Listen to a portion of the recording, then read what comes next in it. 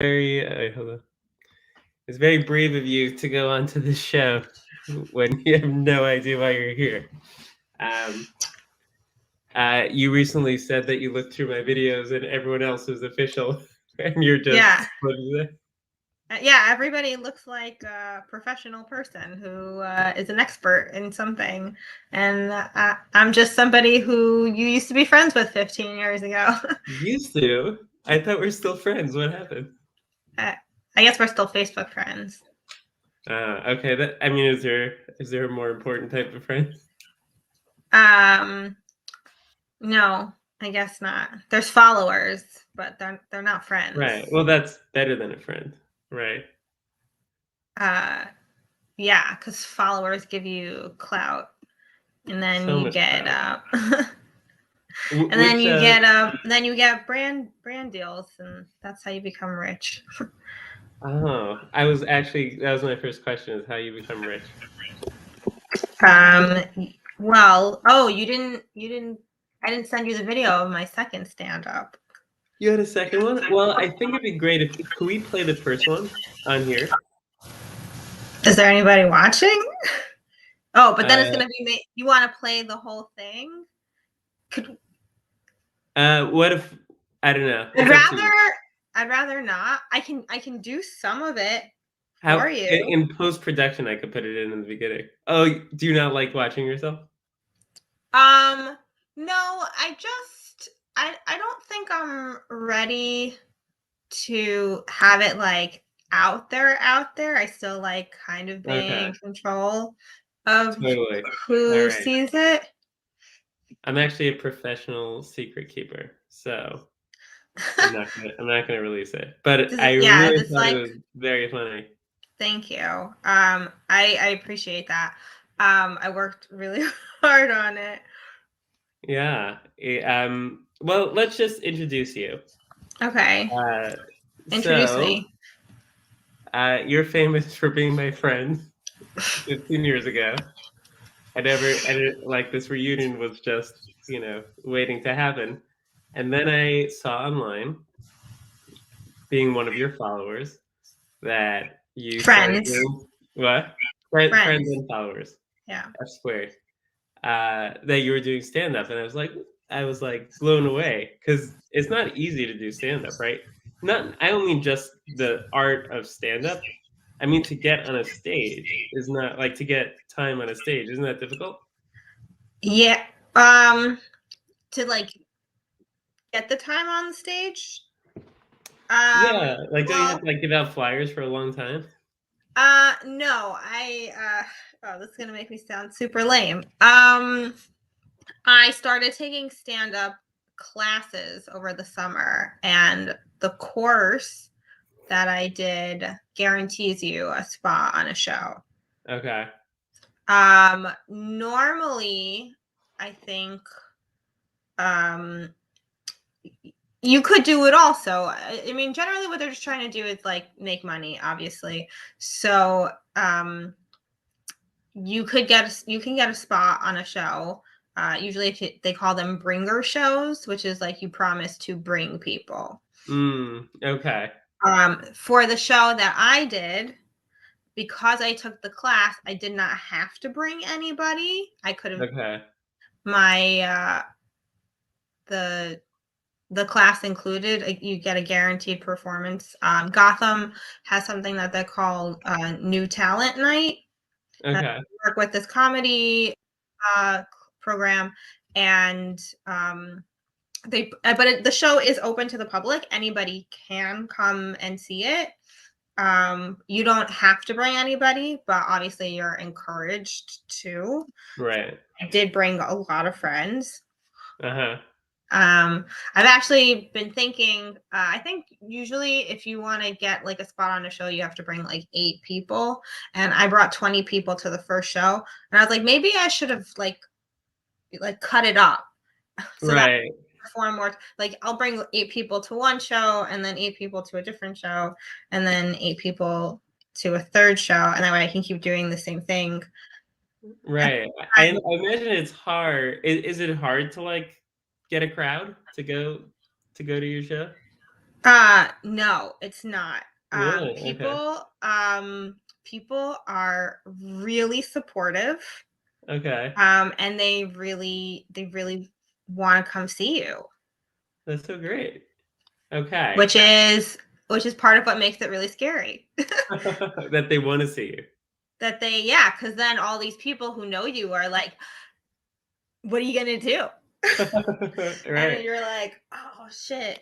Like it's one, Right. I don't know. For me, it's like it's one thing if you're. I mean, there's a lot of levels to it, and I guess like that's what we were gonna talk about. But like, I think there's a difference between like performing in front of strangers and performing in front of people that you know, and even like within people that you know, there's like I did not tell my parents the first time that I did it. Yeah. I told them the second time, and my mom asked me if I wanted her to come, and I said absolutely not. Okay. Well, I was like, it you will sounded not. like he was willing. That's really cool. Yeah, I wonder if I'm not sure if it was a real offer. Okay. I feel like she knew I was gonna say no. Okay. Uh, I'm like, you don't want to hear what I have to say. You won't like it. It's not clean. Um, Okay. Right. But is she eventually going to see it on video? I hope not. I hope she never sees it. Right. Okay. Well, the reason why I have you on among the big psychologists of the world is not just because you're very bright, but also because I think you're very brave, right? And I'm doing a courage series and trying to understand courage, what it is, how people experience it. And I'm hearing an echo. Maybe should I put on? Try putting these on. Testing, testing. Do you hear that echo? No, you sound fine to me. Hold on. Do you have headphones? 'Cause I I'm wondering if I'm bouncing off your wall. Oh, I don't think so. All right, we'll try again. Yeah. So I wanted to do stand up for a while, and I've always been like pushing it off, right? And I'm wondering to learn from you is how to get over that hump. How do you get into it?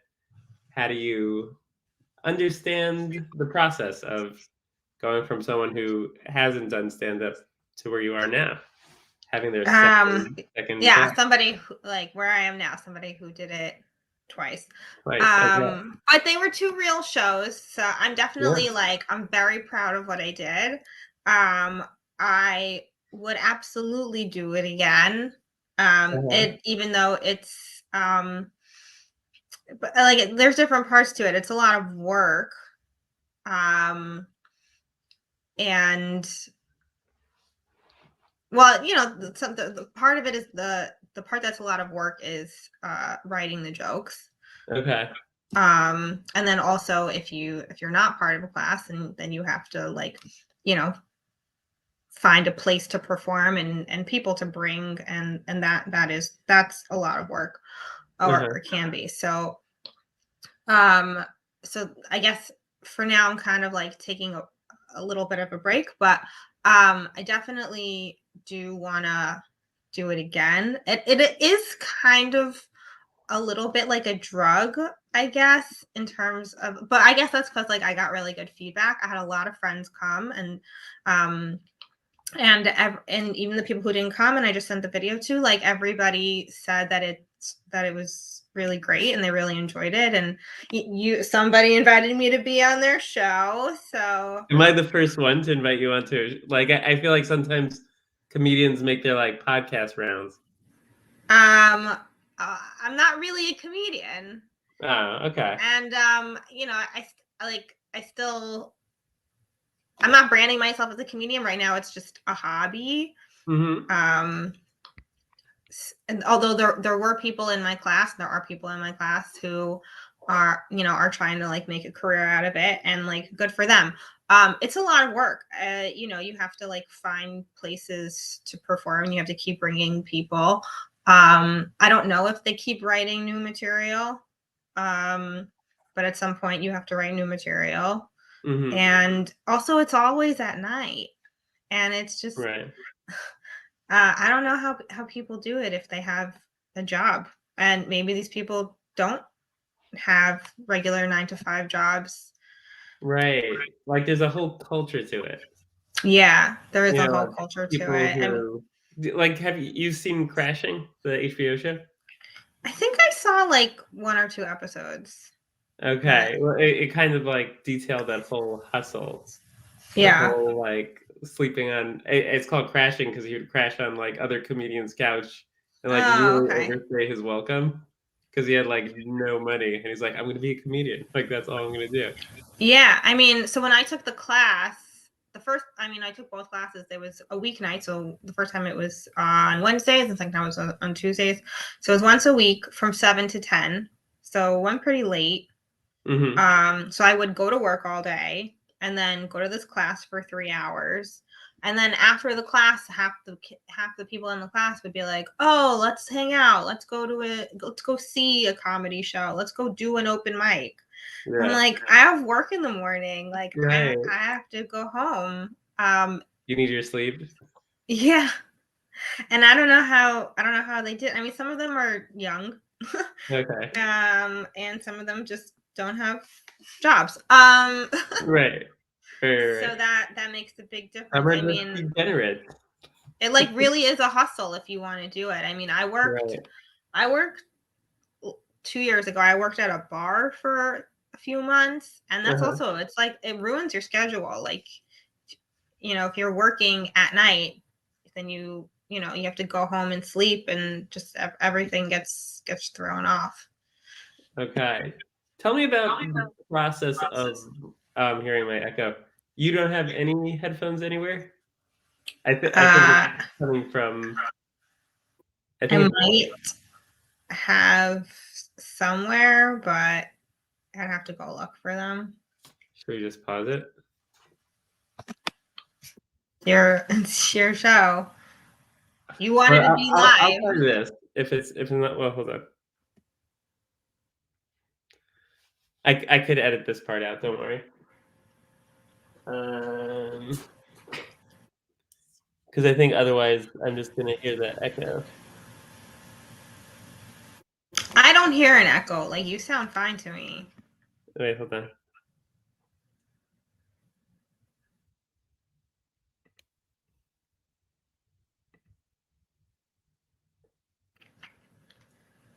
All right, let's try this. You can hear me? All right, let's give it a shot. Oh no, I hear my echo again. All right, I'll just try my best. Okay, so yeah, so tell me a little bit about the process of writing jokes.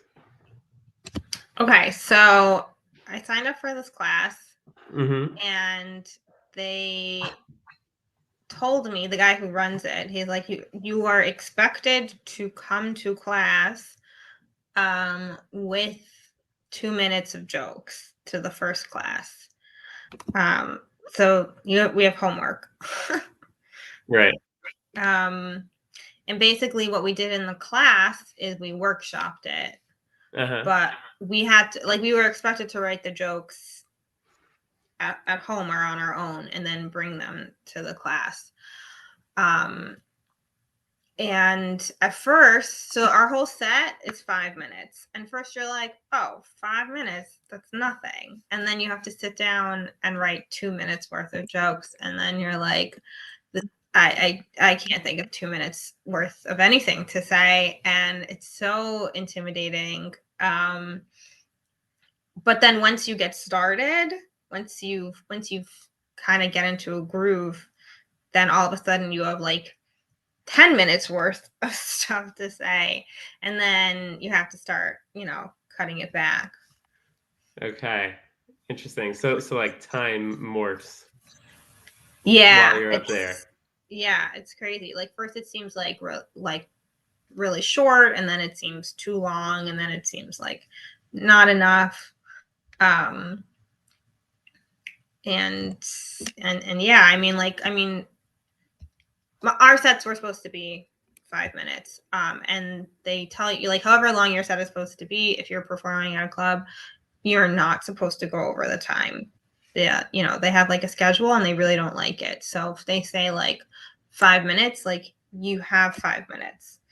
Right. Um, and something that you have to like also keep in mind is even like 5 minutes of writing of material that you have is actually longer because you have to like pause for effect and Mhm. you pause for applause and that hopefully Yeah, right, ideally.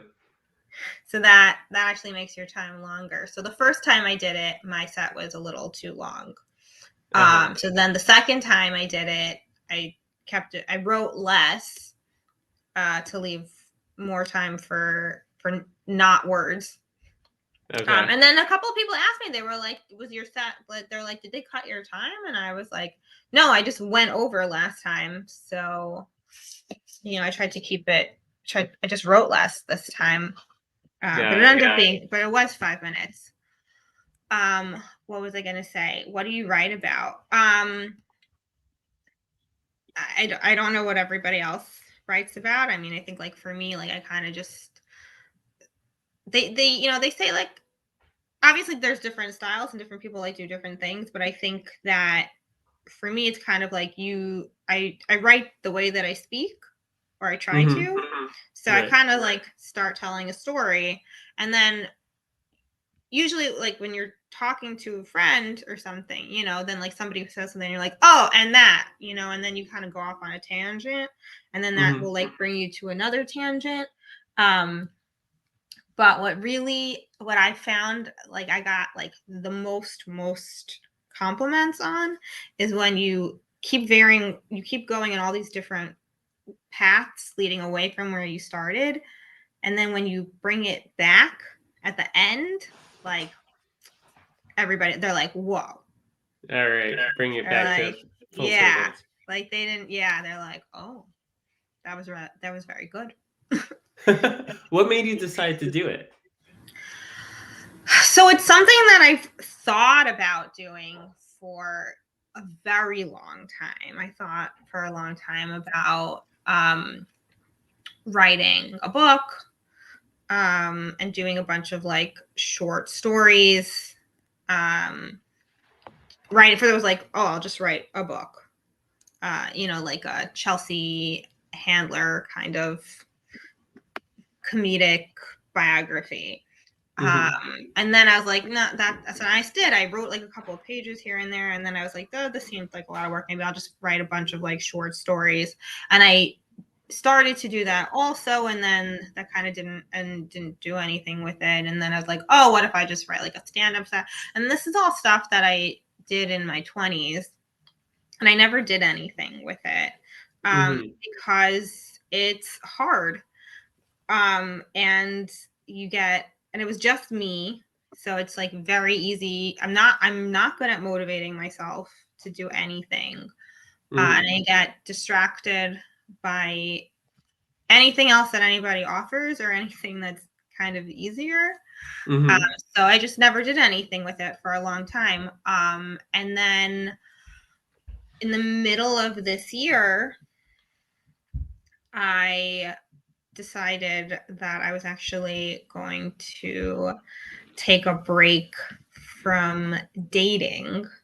Mm. And I was like, okay, well, instead of spending all my time swiping, like, what am I gonna do instead? I was like, oh, I'll watch TV. I was like, I have a 3 month trial subscription to Apple TV. So I was like, I'll I'm gonna spend the make the next, most of this. yeah, I was like, I'm just gonna spend the next 3 months. It's like I'm taking a break from dating for 3 months, and I'm just gonna watch Apple TV. Um, and and then I sat down and I started to do it, and I was like, oh, I can't just watch TV for 3 months. Like, I need a hobby. uh, I need to do something that isn't just sitting on my couch. And a friend of mine uh, had at the same time she asked me if I wanted to sign up for like a adult volleyball league, you know, like a zog. Mhm. Um, and I'd done that before. I haven't done volleyball, but also in my 20s I did a lot, and 30s I did a lot of these like organized. I did flag football and dodgeball a couple of times. I did Right. yeah, I did a bunch of those. and I have no athletic ability like whatsoever. And at first, so she invited me to do volleyball with her, and I was like, yeah, that would be cool. But then I was like, I really hate volleyball. Like, I have no interest in that. And as much as I would love to like hang out with her, there's other things that I would rather do that I think I would enjoy more. And I had seen somebody else I knew a while ago, I think also like post a picture on Instagram that like they had taken a stand-up class. And I was like, you know what? Maybe this is it. Like, this is what I'm gonna do.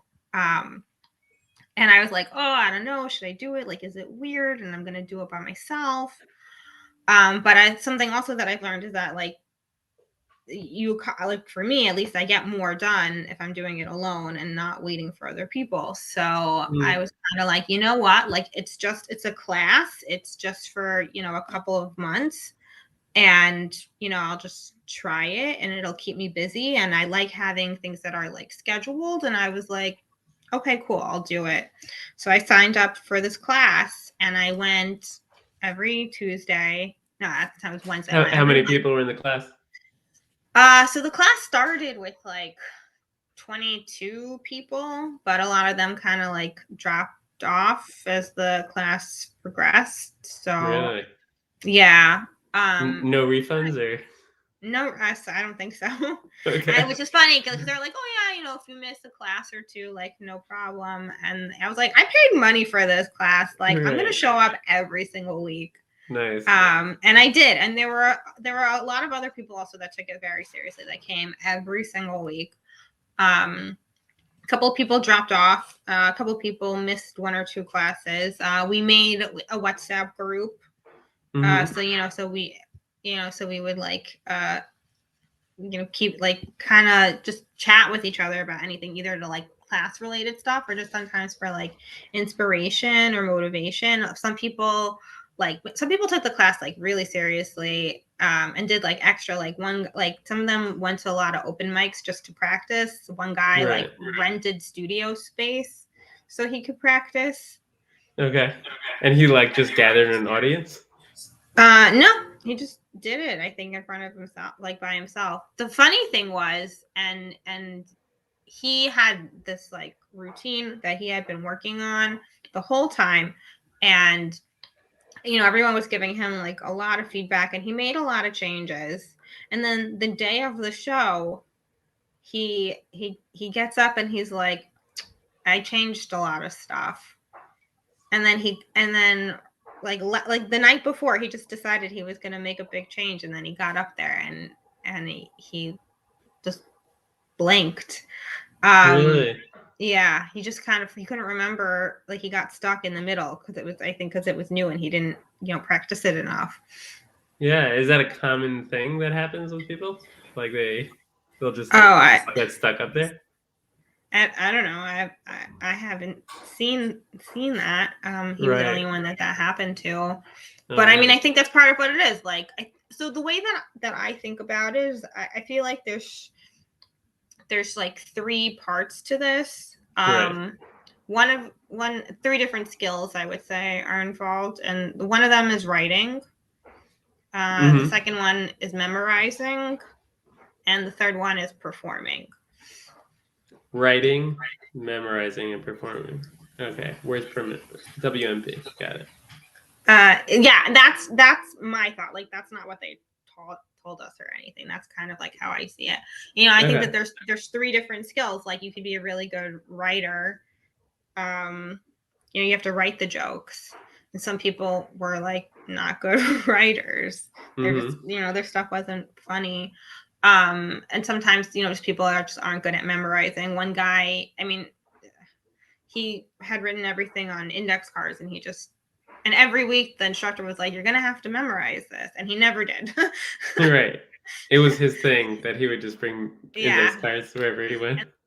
And then he just brought index cards and just wrote everything off index cards. Uh-huh. And then, which was also, I guess, like, people thought it was a performance.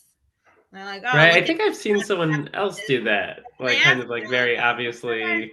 yeah, they're What like, was what's the that? deal? I was like, I don't know. I was in class with him for 2 months and I still don't understand. All right. Some memory challenges. He was an older guy. Also, his whole set was weird. Also, I mean, like the first time he came in, and we had the instructor had like asked us to type out and print out what we were gonna say, so that he could follow along with us. Mm. Oh, interesting. Um, yeah. So at first, like, I mean, I saw some people and they just like got up and just like off the cuff would just kind of just spit, and they just had like a thing and they would just tell a story, and it was great. Right. And I think like the first time that I did it also, like I had an idea and I started to do it. And he had told me he recommends writing it all out and reading it first. Right. You want to make Okay. sure that you have the words, and then memorizing it after you figured out exactly what you want to say. Yeah, you're not memorizing it word for word, right? You're like, Um, Mostly did. Again, this is not what everybody does. I mean, I realize that it kind of like this is a formula that works for me. mm-hmm. But not everybody does that. And some people do different things, and even for those things it works for them, and sometimes it doesn't. Like there was a girl who came, and she never came prepared, and when we did this show, they told everybody who was performing to come early so that they can practice standing on the stage in the club and Right. holding the microphone, so they know exactly like where everything is and how everything works. And so the guy told everybody to get up on the stage and say the first line of their set, and this girl gets up and she's like, I don't even have anything prepared. I was just gonna just get up and talk. And he got very nervous and he was like, you have to come talk to me. And I don't know what happened because I was busy freaking out myself. Okay. But when she got up to go, it was a mess. And they Really? actually, yeah, she Like in didn't, front of like a whole audience. in front of the whole audience, yeah, she didn't have anything to say. um and they pulled her off the stage early. Really? Oh no. Okay, was that hard to I, watch? um it was hard to watch, but also not that I was expecting. I was kind of used to it because that's what she was like in class every week Right. also. Okay. um so sometimes that works for people, and sometimes and then other people can just get up and just start talking, and they're just really good at it. Yeah. uh So as far as like feeling nervous or anxious beforehand, like would you say there was a lot of variability with some people like super anxious and some people like felt seemed like it was no big deal? no, everybody was anxious. Everyone, like Yeah. even just workshopping in front of their friends, everyone was like really anxious. um yeah. Okay. Yeah, I mean, definitely like the workshop is the last, because I mean, I think that's what they tried. That I think that's the benefit of the workshop is just it's it's a safe space. You can just like get up, and we're all really there to like help each other, and everyone knows like this is just to work on it, and it's not the final product, Right. and to not take anything like too seriously, and really just there to like help each other get better. Right. Um, but it's still it's still scary. I mean, for me, um the the really really scary part is like it's something that I wrote. It's really person, and everything that I wrote is a true story about myself. Right. So I'm really like getting up there and I'm telling people really personal things, and also Right. in a way that they know that I'm trying to get them to laugh. And that is so scary because I'm really putting myself out there. And um and that's the scariest part for me. Is like, I really hope it's funny and that people Mhm. laugh at it, and also that they're not offended by anything that I say, that they don't take it the wrong way, and that hopefully, I guess, that they they learned something from it or take something away that it's enjoyable. I mean, I think like for me, a lot of it was like, I feel like I have a really like I've done a lot of really like interesting things, and I guess I have like an interesting take on stuff, and I really do try to find humor in a lot of places. And Mhm. I think I'm just kind of like open to a lot of different types of experiences. And I basically, like, a bunch of years ago, I kind of had this idea. I was like, well, like maybe part of my purpose is to like have these experiences and like share them with other people, you know, Mhm. particularly like in a humorous way. Like, I tell a lot of stories and I'm like, yeah, it's funny that this is the thing that happened to me and not to you. Like, let's Right, laugh right, about right. this. Let's all laugh at me right now. And I think that I've been really good at that. And Being part able of to that, laugh at I yourself. being able to laugh at myself, yeah, Mhm. and getting other people to laugh with me, so that kind of turns whatever that awkward, terrible story was into a positive experience. Like, isn't it good that like I got a story out of it? Now I can laugh at it and I can make other people laugh at it. And that's definitely like a coping defense mechanism for me. Okay, yeah, it's like a real one. Yeah. Being able to put humor into it, for sure. Yeah. I mean, I think that they told us that in class also. Like, if you think about who a lot of like famous comedians are, like, they're all minorities. Like, it's all Okay. like women and Jews, because like it's a coping mechanism for a lot of people. Uh-huh. People who used to be fat, people who were picked on, people who had bad childhoods. Like, this Uh-huh. is how they dealt with it, was by, making a joke out of it. And I think I had some, I have some really good stories, and I would love to share it with like a bigger audience and make more people laugh.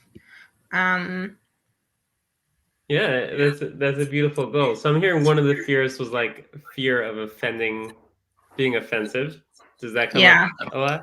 So I'm Oh, curious how they handle that because like, like we are living in times where there's like a lot of sensitivity and yeah, so how did they handle it in the class and how did you handle it?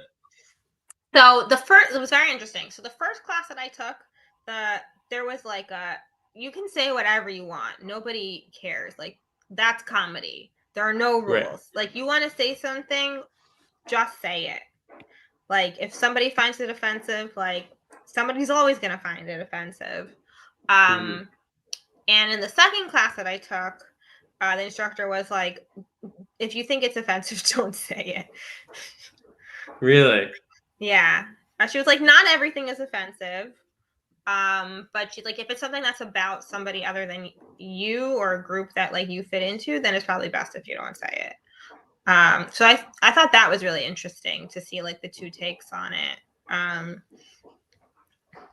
and I think I appreciated the first one more. Right. Yeah, Like, like this is comedy. Like just get used to it. yeah, exactly. If I'm you don't like, find it you're funny, taking don't laugh. right, like you're taking a class in Midtown in New York City. That's like, you have like the first class that had such a range of people, like, old, young, black, white, gay, straight, like Mhm. everything.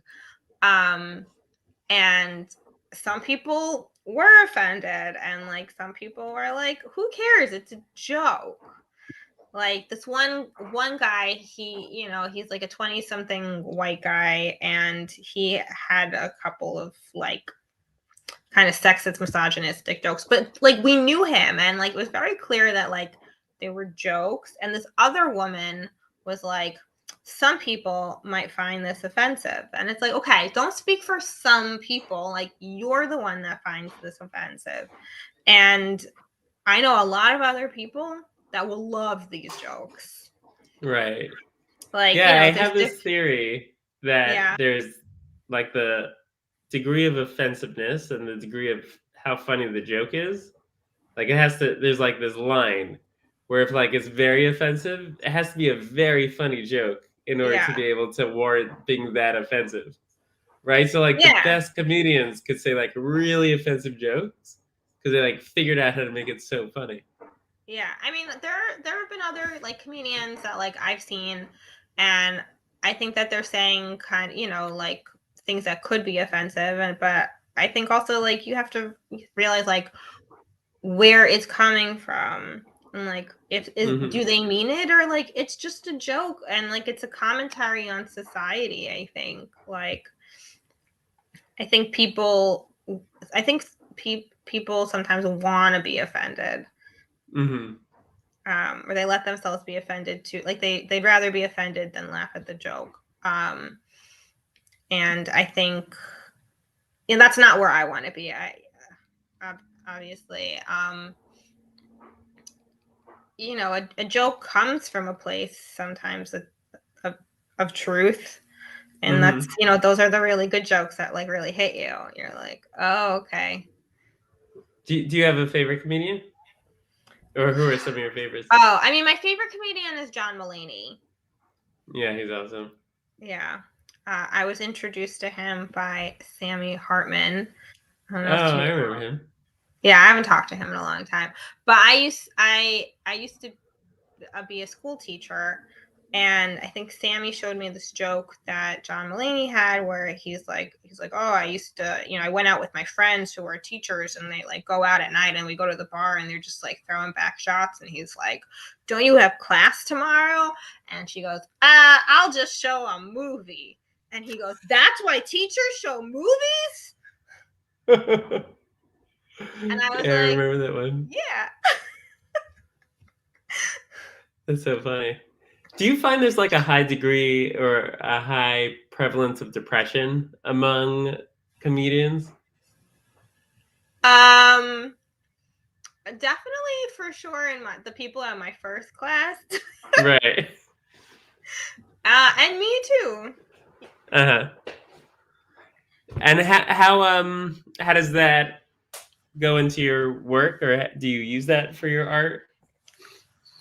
Um, I me myself included. You saw my first set, but there are a lot of other people, a lot of people who wrote jokes mentioning their therapists. So Right. everybody in New York is in therapy. They find us so funny as Yeah, therapists. they're like, aha, we have a lot of problems.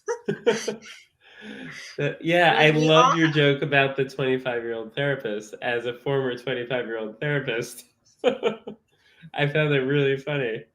Yeah, a lot of people wrote jokes about their therapists, and it's like, is it a coincidence that we're all in therapy? Right. I wonder if my patients are using the therapy for material. I I was actually hoping that for me that the writing of jokes would be a form of therapy, and I would actually kind of like learn about myself. Right. Um, that hasn't happened. Like there were a couple of times where I started writing something, and and I would like get into like a zone and start writing I would like go into a rant and write about something that like really really bothered me, and then I read Hmm. it, I was like, this is not funny, I can't I can't use this. But Right. I was Like like, this is just my this is journal. probably something that I should talk about in therapy later. Right. It goes in the therapy box, not the joke box. Yeah, exactly. Like I started writing something about my aunt. Um and this is where, sometimes where stuff gets offensive. And I wrote something about I started writing a joke, and then she was a punchline, and I was like, let me explain, and about how much I dislike my aunt. And then did it, and I was like, this is not funny. Like, I have to take this out. Mm. And then I told my cousin about my show, and then like the week before the show, he texts me and he's like, I fucked up. I accidentally told my parents about it and now they want to come. And I was like, oh, I'm so glad I took out that joke about my Oh my God, can you imagine? for the first set I had the first time I did it, I was very nervous. I did not invite a lot of people. Mhm. I was like very select and careful about the people that I invited, because I was like, I'm just doing this for the first time. I don't know what it's going to That's the be one like. that I saw was the first one? That's the one that you saw, and I wasn't sure. Wow. Like, I'm like, who can I like trust that is going to come, that is going to be kind and supportive. And I have a WhatsApp group with a couple of girlfriends, and I invited all of them, and they were all, for one reason or another, was like they can't come. And one girl had basically said that she can't do anything for the summer because she had said that her boyfriend dog was sick, so she couldn't make any plans for the summer. And I said, oh, that must be rough. And she said, too soon. And I was mad at her. So then I invited her to come to this show, and she was like, oh, I don't know, blah, blah, blah. I'm like, you're really not going to come to my show because your boyfriend's dog is sick? Like, I was angry about it. Right. So I put that joke in. And I said, my friend said she couldn't come because her boyfriend's dog is sick. And I said, oh, that must be rough. And then I said, she's not here tonight. And and That's then great. the week before the show, she texted me and she's like, I'm coming. And I said, oh, fuck, now I gotta change the joke. Really? So you think that was the right move to change that joke? Or could you have just what do you like who do you get to throw under the bus? Because in comedy people get thrown under the bus, right? Yeah. So then I had changed it to like another friend also, and I was like, oh, and it's like, well, instead of work, this other girl said she couldn't come because her dog died. But it worked out, and because her dog was sick. I said she couldn't come because her dog was sick. Worked out in the end, though. The dog died. And I told that joke to my coworker, and he said, I don't like that joke. And I asked, you don't like that joke because you don't think it's funny, or because you have a dog? And he said, because I have a dog. And I said, well, I don't care about your dog, so I'm going to keep it. Right. But then the friend who had inspired that joke, she would take it very personally. So I took it. I hope she's not watching this. Hmm. So I changed Well, this is a it. very popular show. Yeah, I changed it to my other friend's hamster.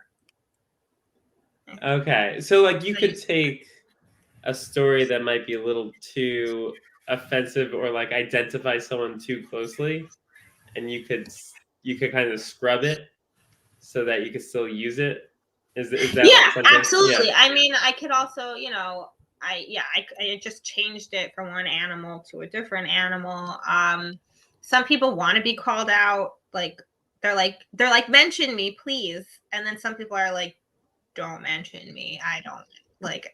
And then some people kind of like it when I don't say who it is, and they're like, that's me, Right.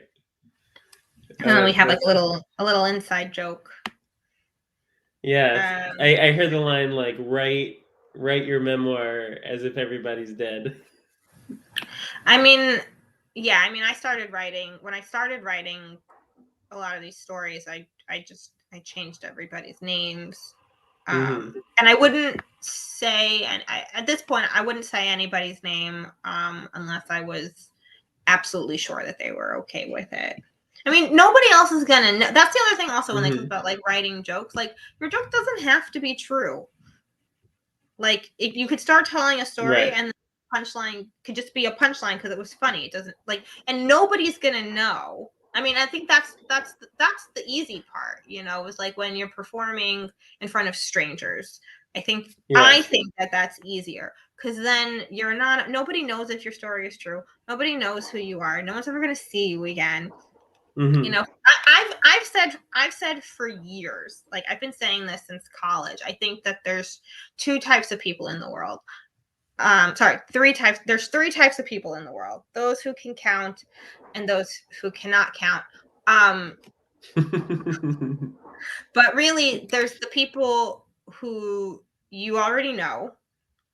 They know who you are. Um, there's not really, they have this idea of like who you are. There's not really a lot that you're going to do that's kind of going to change. Right. Then there's the people who you meet once and you're never going to see them again. And then there's the people who you're meeting for the first time, but like, you could form a real relationship with them. And those are the people who I always said for a long time, like what you do kind of like matters the most because they're still Hmm. forming their opinion of you. So I've always had no problem talking to strangers. Like I used to go out to bars and talk to strangers and I would straight up lie. I had this is around the time that we were hanging out. I had like a whole fake persona that I used. What was her name? Savannah. I Okay, got I that can see from Gossip Girl. I was the Gossip it. Girl thing. I was a lawyer. I'd gone to Princeton for undergrad and Columbia for law school. It was a whole thing. All And it was the right. same story and I told it every time. And nobody knew, like who Right. cared? Um so like yeah, I mean I think like getting up and just like performing in front of strangers, I mean it's a lot easier than like getting up and like performing in front of your friends because Right. they're still judging you. They want to, What about um your parents? Like, could you throw your like? I imagine there's so much material. Anyone, with yeah, I mean obviously that was Jewish parents have a yeah, lot of material there. when I first sat down and started writing just to come up with stuff, I definitely wrote a lot of stuff about my parents and my background. I was like, blah blah blah blah blah. I think for me, it actually, I think the way that I got started in terms of like people saying like, oh, like you're really funny, or you have a lot, or I feel like I have the most materials. I have a lot of really like bad or funny like dating stories and Hmm. experiences. So that's kind of where I ended up like I had one really good story and I started with that story. And then I kind of here's what I learned in the first class also. When you're doing stand up, you're supposed to get a joke. You're supposed to get a laugh every 10 seconds. Really, there's a Yeah. formula. That's great. Which is hard. Right. So it's not storytelling. It's not like you're telling a whole story and then there's a big payoff at the end. That's different. Stand That's the up is moth. you gotta what? That's the moth. Yeah, I mean The it the could show. Yeah. be. That's yeah, storytelling is different than stand up, which is also different than improv. They're Right. different. So for stand up, you're supposed to there are yeah, obviously like you can tell a story, but like you're supposed to get people laughing immediately and keep them laughing. So you don't want to get caught up in the story, and that's what I learned in the class is to kind of just take that story and then go off into these tangents that have these other things that will also make people laugh along the way until you bring it back. Okay. um and if you're gonna say something, it has to have a punchline. If it doesn't Right. have a punchline, take it out. Okay. So, like, you might be telling a story and then it makes you think of something else, or you want to add this detail. Only elaborate on it if you can say something funny about it. If you can't say something funny about it, then you just move on. Because then like, you only have 5 minutes and you want to just make people laugh as much as you can. Oh, that's really cool. Is there anything you're currently workshopping that you want to try out with No, our I audience? just finished. I just had my show last week, and I'm actually what I've been thinking because I was I was more nervous the second time. For a few reasons. One, I think, was that I had more people coming, Mhm. including They um heard about you? yeah, well, yeah, I mean, after I said it, the people were like, "Oh, I want to know. Tell me when you do it again." And some people are full of shit, and I did tell them. They're like, "Oh, yeah, I still can't come." But some people really did come. Mhm. Um, so that was really, I said, people really wanted to come. Like and the great thing was also after like the first time, people came up to me and they were like, "We were gonna tell you that you were good no matter what, but you actually really were good." Which is Oh the same man, thing that's that I you think that's said. my yeah, I said it verbatim. Because like, you're not gonna have like this person who like put themselves out there and you're gonna be like, it's not your thing. Yeah. Yeah, and I mean it's true. Like there were people in my class, and I watched, and I was like, "You should not pursue this." But that's You need a not. different Nobody's hobby. saying. Yeah, nobody's actually saying that to anybody.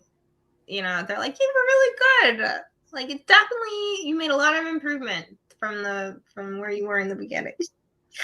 That's so The funny. second thing was that I didn't practice as much the second time as I did the first time, so I was more nervous about that. And also, I didn't feel like I got as good, and I don't mean like positive, but I just mean like accurate kind of um, feedback and reflection from the second class that I did from the first class. I think So people each class is a separate 5-minute period? no. So the class the class is like, it's a course. It's like 6 weeks Okay. with the same people. But I took one class with like one group of people and one instructor, and I Mhm. worked on the first set. And then I took another class with a different group of people and a different instructor, and then I wrote a new set of jokes. Okay. So how long does a 5-minute how long does that take you to make 5 minutes worth of material? It depends. If I'm feeling like inspired. I had a harder time feeling inspired the second time. I think that like the instructor that I had the first time was just better at like guiding me. Mhm. Um Okay. he was like, "What if you said this and what if you said that, or like here's a specific idea." So Hmm. that like really like he was the one that kind of gave me the idea about, he was like, "Who cares about your therapist? Like what's so special about her?" Like, and I was like, "Oh, she's really young." And he's like, "Okay." Okay. Like, you It's a know, little brushstroke that like brings them to life. yeah, exactly. Okay. That's So he awesome. he was really good at that. The second instructor wasn't as good at that. I think like she was more like, "Oh, let's all just like have a good time." I was like, which was like kind of like, which is very nice and like very supportive, but also like not didn't really feel eh, like structured and like actually helpful. Yeah. So you'd recommend people take classes like as a way to get into it? Yeah, for sure. I mean, like, the confidence thing is huge because I know, like, even when I had like 90% of it written and I got up and I was just like, I didn't feel secure in it and I was just reading it off the paper, everybody said to me, they were like, "You don't, this doesn't sound good," not because it's not funny, but because like you don't, like, you don't feel confident in it. Right. And that really comes across like a big part of it like is the performance, and you perform it better if you believe in it more. Mm. So Is you have to like your own material. Yeah, Uh-huh. Okay. you have to really believe in the material. Mhm. You have to be like, I know that this is good, and then everybody else will be like, yeah, that is funny, actually. Mhm. Like How that's a does good it one. feel like to get like a laughs from people, like from an It audience? feels amazing. I'm telling you, Really? it's a drug. Yeah. Like you get up there, and I I'm was looking for a literally good like, drug. I was shaking, like, I'm just like, I don't know what to do with my hands right now. I'm just like moving. I'm just like, I don't know. And then it's such a rush. Like and everybody laughs and it feels so good. And then they come over to you afterward and you're like, that was so great. And then you're like, I'm gonna do this again. Even though I was scared shitless. Like I want to do it again.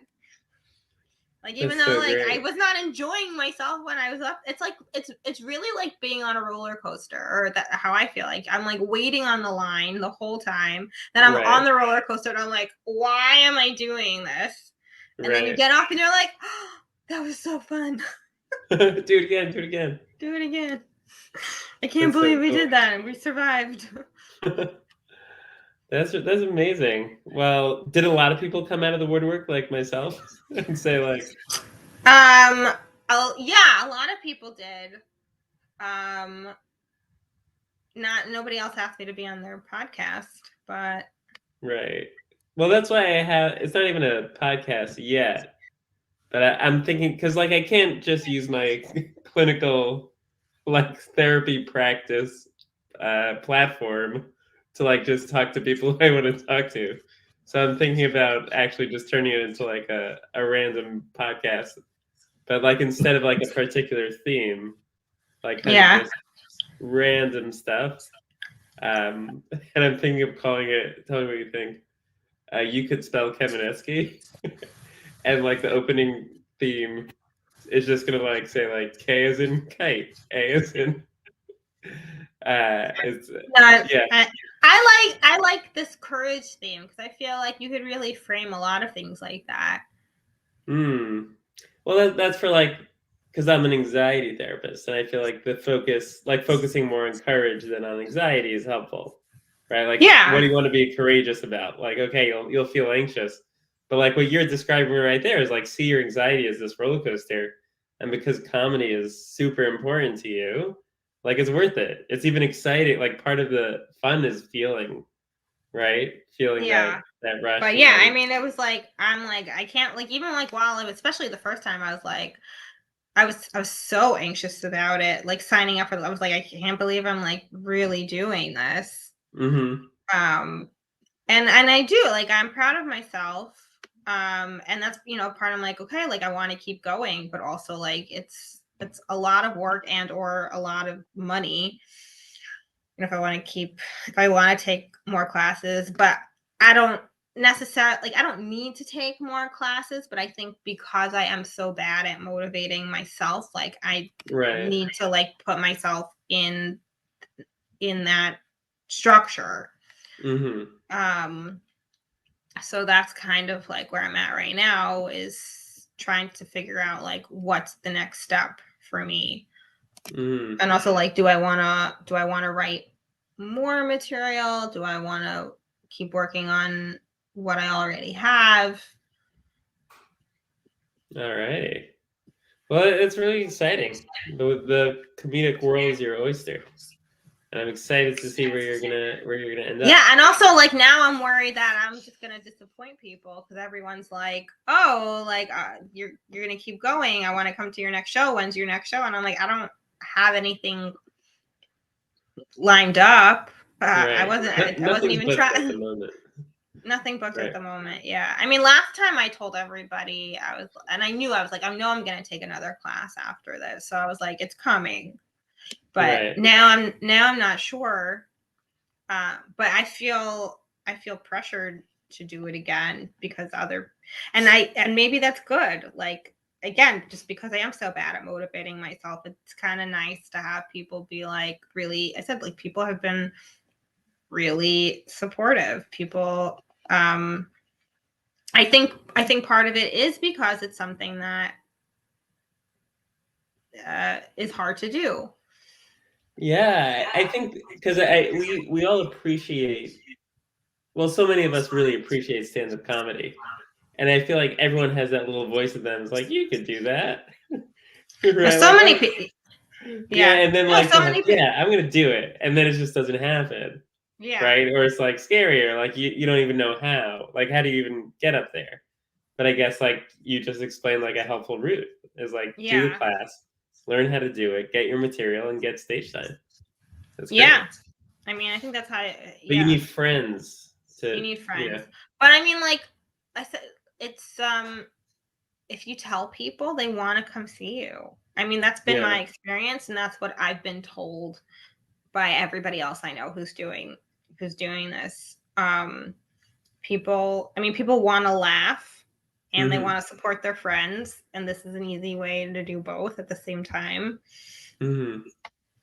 It's something, it's easy for other people to come, and it's low stakes for them, and they still get to go out and like be a good friend, and They get friend um points. they get friend points, exactly, and they also get to like Amazing. do something fun. That is really cool. So where can people find you as you continue your um do you think I should post my videos on YouTube? I mean, there's only 2 so far. well, what platforms do you use? I haven't used anything yet. I haven't posted it publicly. I've only sent it to people that have asked. Yeah, definitely post it everywhere. Okay. Yeah, I'll share it. Thank you. With all your 8 subscribers. Well, it got whittled down to 4. I guess 4 of them were bots. One guy had this joke, like, because he's taken the class like a few times, and he's like, yeah, I posted my last set on YouTube, and it said I had 200 views, and then I looked at the analytics, and it said it had 2 unique viewers. Oh no, it was just a bot going again and Yeah, again. he's like, I only watched it 5 times, so who watched it 195 times? That's amazing. Very cool. All Yeah, right, it but I was mean, so nice. like, Yeah. that's still scary to like post it out there. Just as long as nobody shows it to my mom, I think it'll be okay. Well, Um, probably she'll see it, and then you'll just no, have the awkward conversation, and then you'll continue doing it. probably, yeah. Awesome. Well, it was amazing catching up with you. I'm excited to see you posting it and continuing to hear your material because it's really Okay, good. thank you. Yeah, Yeah. thanks. Thanks for coming on. Yeah, thanks for inviting me. Bye.